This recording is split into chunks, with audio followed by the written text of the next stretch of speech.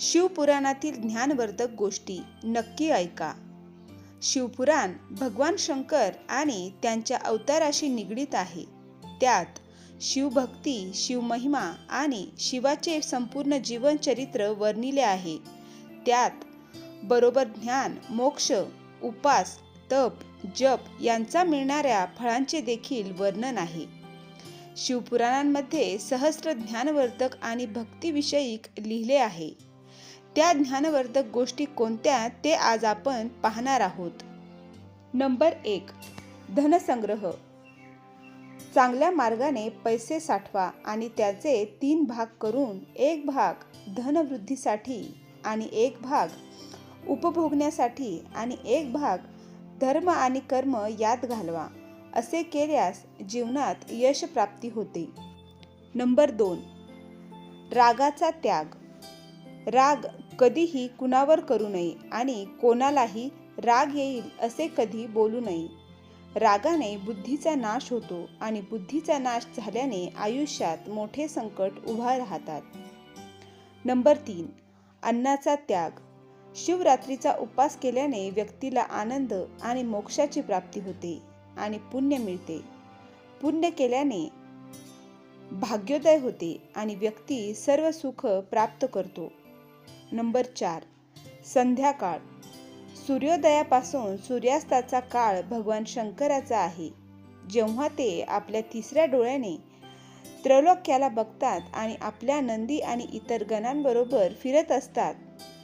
जर एखादी व्यक्ती कठोर शब्द बोलतात, कलह किंवा क्रोध करतात, त्यांच्या सहवासात आल्यावर, जेवण करीत असल्यास, प्रवास करीत असल्यास किंवा कोणतेही पापकर्म करीत असल्यास त्यांचे अनिष्ट होते. नंबर 5. खरं बोलणे. माणसासाठी सर्वात मोठा धर्म आहे खरं बोलणे किंवा सत्याचे समर्थन करणे आणि सर्वात मोठा अधर्म आहे खोटं बोलणे किंवा असत्याचे समर्थन करणे. नंबर 6. निष्काम कर्म. एखादे काम किंवा कर्म करीत असताना व्यक्तीला स्वतःचा साक्षीदार बनायला हवं. ती व्यक्ती स्वतःच्या चांगल्या किंवा वाईट गोष्टींसाठी स्वतःच जबाबदार असते. आपल्या कामाकडे कोणाचेही लक्ष नाही असा विचार करता कामा नये. मनात असे विचार केल्यावर माणूस वाईट कर्म करू शकणार नाही.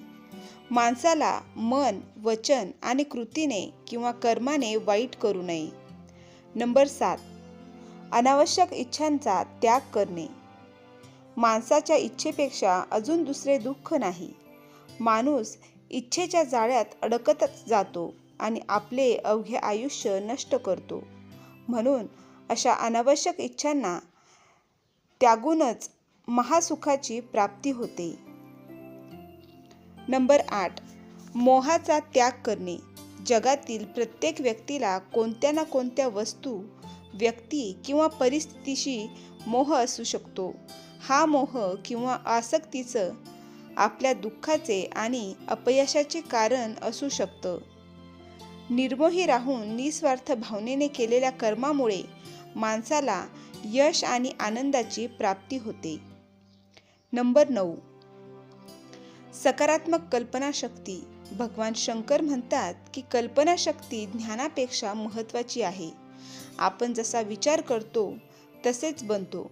स्वप्न देखील एक कल्पनाशक्ती आहे. या आधारावर शिवाने ध्यान करण्याच्या 112 प्रकारच्या पद्धतींना विकसित केले आहे. म्हणून नेहमी चांगली कल्पना करावी.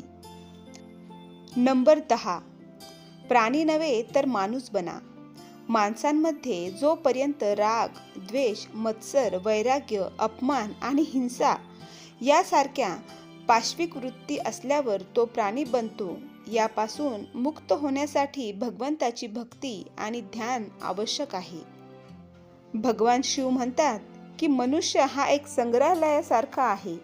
त्यात सर्व प्रकारचे प्राणी आणि पक्षी आहेत. माणूस अगदी माणसासारखा नाही. माणसांमध्ये मन जास्त सक्रिय असल्याने त्याला माणूस म्हटले गेले आहे. कारण माणूस नेहमीच आपल्या मनाच्या ताब्यात असतो. तुम्हाला जर हा व्हिडिओ आवडला असेल तर व्हिडिओला लाईक करा आणि असेच नवनवीन व्हिडिओ पाहण्यासाठी आपल्या चॅनलला सबस्क्राईब करा. धन्यवाद.